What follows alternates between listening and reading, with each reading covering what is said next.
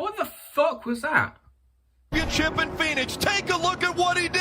I have never seen anything like. No. That weren't slowed down. No, that was actually Ross Chastain. He just made. I'm not even mad. I can't even be angry at that. He just pulled off the move of the century. So with that, Ross Chastain has pointed his way through to the championship floor, making him the last car to do so, passing Denny Hamlin and crushing my soul even more than it already was. Cheers, Ross. What's even more crazy is it looks sped up. That wasn't. That was just him setting a new track record. That actually looks pretty mental. Like, wow. What the hell was that? What did I just watch? I watched Ross Chastain go full send on the last lap, praying to God he makes it stick and does the impossible. I can't even get to the intro. That was absolutely ludicrous. What that man did is nothing short of a miracle, and it will not be legal by the beginning of next year. I guarantee it. But as of right now, that was the most incredible thing. We'll be touching on that in just a second. Martinsville. This track, by all means, should have been a bust, an absolute flop, but what we got was stellar, spectacular. I was expecting nothing but a train circus, but this track was off the rails. It was off the rails. Off the rails. I couldn't be more happy with how this race turned out. I feel like what we got earlier in this year was just recompense for what to come, man. This was great. I am so happy. I was sitting there with a grin ear to ear the whole time. What can you really say about that? Christopher Bell getting it done when it counts the most, man. I love seeing this kid up front, and I really got a good feeling about him going forward. But speaking of Joe Gibbs drivers, let's talk about Kyle Busch. How was the performance this past week? Busch is struggling big time, already 2 laps down. He cannot put up any.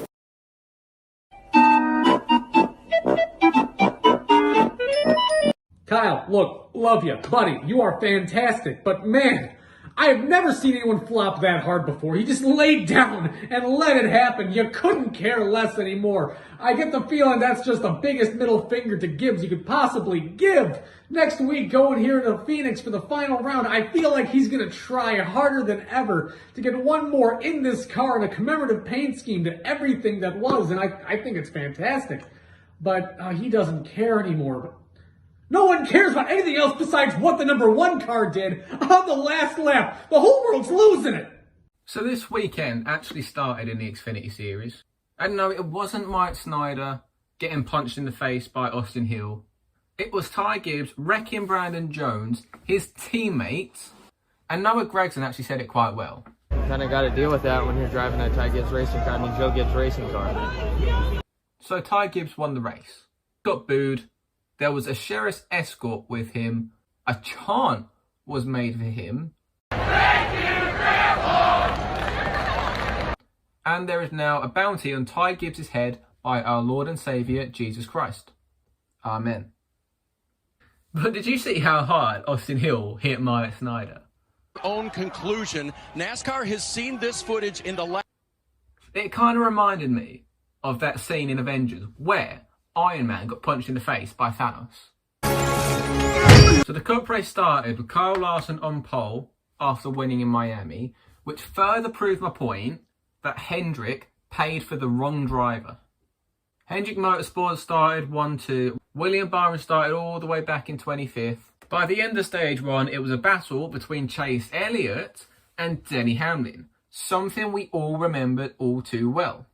Denny Hamlin won stage 1. Chase Briscoe actually had a really good stage and was managed to close a bit of that points gap. Although Chase Briscoe had a penalty, William Byron was able to get the free pass. Chase Briscoe started on the tail end with him, and we were on for another banging race. In stage 2, Denny Hamlin led from start to finish. Tyler Reddick ended up getting out the car because he felt unwell, which is now being treated by medical staff even in the week. BJ McLeod got so hot-headed that his car burst into flames. something that is actually becoming only a Ford problem. Because if you notice, this happened to Kevin Harvick, where the rocker panel caught fire. But it's now happening to Fords all across the board. And I don't think one Toyota that's had this problem, or one Chevrolet, it has been Ford. So it's something with how Ford are building the cars. It's not NASCAR's fault. I think we've proved that. So like I said, BJ McLeod burst into flames on pit road. That was where I was going with this. And like I said, Denny Hamlin led from start to finish, got another stage win, and actually managed to put himself just above 10 points over the cut in front of Ryan Blaney. Now, this is where it gets interesting and actually very depressing for us Hamlin fans, because it was the moment we realised we would never have a championship to our driver's name. As a driver, 23-11 I think will win a title with Reddick.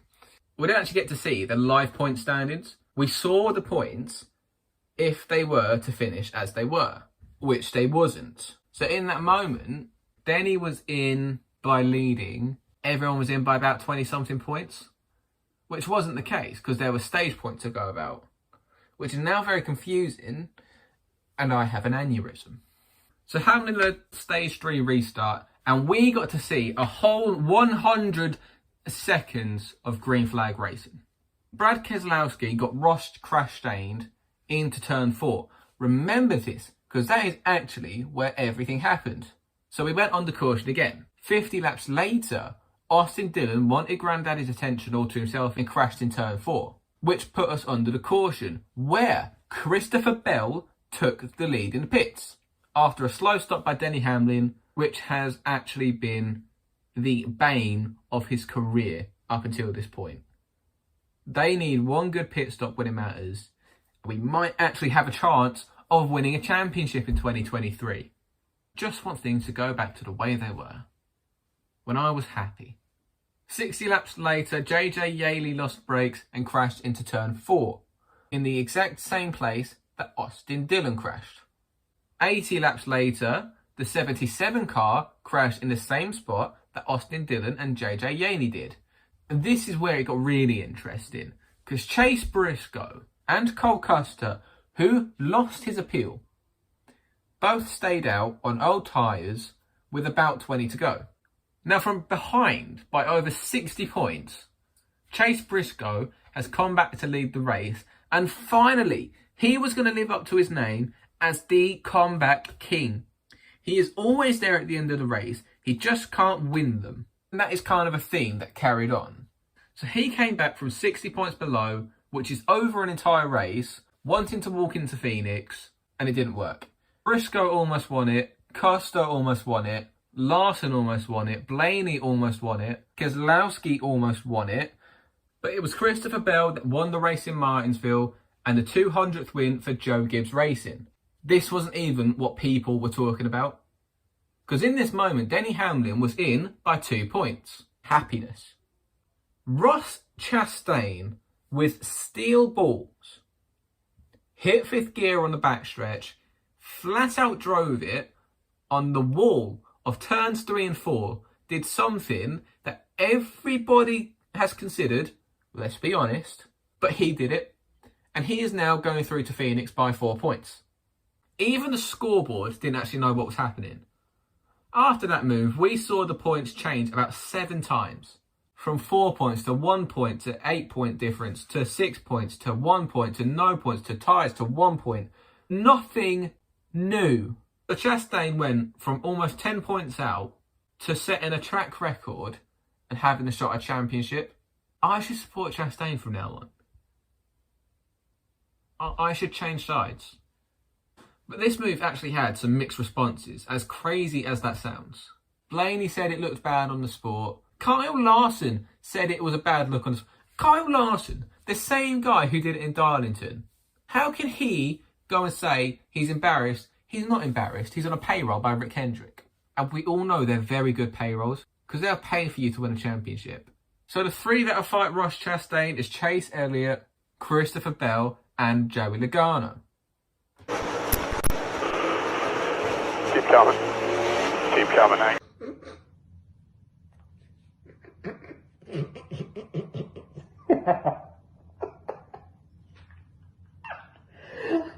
What if I watch Ross Chastain? I can't get over it.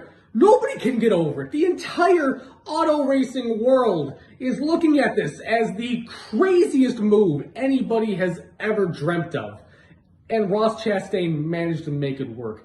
People are talking about this in every ecosphere. I'm seeing this popping up in different nerd group cultures on Twitter and Facebook. Some on Instagram. All of a sudden, I see this hit the #1 on SportsCenter. Nextly, I start seeing IGN talking about a video game move done in NASCAR. And everybody is looking at this. And it's got NASCAR in the spotlight for all the right reasons. That being said, I do not think this is a move that should be legal going forward. Now, you open the door to so many scenarios. Now, all of a sudden, you'll have a situation at Martinsville with maybe 1 or 2 laps to go, coming around to the final one. All of a sudden, the leader knows the guy in second place is about to try this exact move. So the leader puts himself in the wall, second place puts himself in the wall. Next thing you know, they start slingshotting around the track. Maybe one of them hits weird, one of them bounces off in an odd direction. This could go south in so many different directions. NASCAR needs to make a rule against this specific style of play. Now, I want dive bombs. That is part of NASCAR, sending a car full send from 3 down to the corner, all the way coming out of 4, and hoping to God it sticks. Then all of a sudden, boom, tag the wall. But then, hey, car goes on. They might win, they may lose. They use the wall to help them out a little bit, but it's not using the entirety of the wall to just go full send. As well as these new composite bodies are also just maintaining the rigidity and the overall structure of the car. That played a huge part in what we saw this past weekend. I love it. Ross Chastain has successfully done the impossible. I don't think this is a play that needs to happen again. They need to take this out of the rule book starting next year. You can't touch it for Phoenix, and obviously NASCAR's saying, yeah, look, we're not talking about this right now. We'll worry about it next season. They know it's not going to be a viable option at a track like Phoenix. Well, shouldn't be. Wow. Have you ever? No, I've never. Have you ever? No, I've never. Wow. Now on to this week's What to Expect with the Phoenix, Arizona Championship race. So what are we going to be looking at here? Obviously, this is the final race of the season. It all comes down to this. 4 cars with a chance of each bringing home the championship. You're going to have Ross Chastain, Joey Logano, Chase Elliott, and Christopher Babyface Bell, who, oh God, I got a good feeling about that kid. So all 4 of these guys going in here with a chance to win the championship. Now it's important to remember, whichever one of them places ahead of the other 3 will be crowned champion. Winning the race is absolutely unnecessary for any of those guys. They only have to be sure 3 other guys finish behind them. It is entirely possible for Joey Logano to finish 10th and still win the championship because everybody else who's in contention is out of this. Now a track like Phoenix, this is a very oblong track. The start-finish line used to be on the back stretch of this track. Now they more recently moved it up to the front stretch, which is a very wide open section of the track. Expect to see passing in every zone imaginable here. Though in the corners, the passing zones are nowhere near as strong. On the front stretch, you have one of the widest sections in all of NASCAR. To attempt a pass from the high side to the low side, anything is viable here. As usual, how are we looking at for the weather? Phoenix, it's going to be clear. Thankfully, we are looking at a crystal clear NASCAR race day Sunday in the 70s, no less. A nice warm day is going to give the teams a lot of an opportunity to play with tire pressure, a lot more fuel strategy. You're going to have a lot of different options with how the tires are laying down rubber on this track. There's going to be so many strategies going into this. What's going to work? 2 tires, 4 tires. This is a track where a lot of different strategies can come into play with how much rubber is about to be laid down onto this surface. So I think we're going to be in store for a good one. Phoenix has turned out to have some pretty exciting races. And yeah, that is what's to expect on this week's, well, What to Expect. So now we move on to the picks. And who actually cares about winning the race? We're going for championship picks. And I get to go first, because Ross Chastain did that. Chastain did a video game!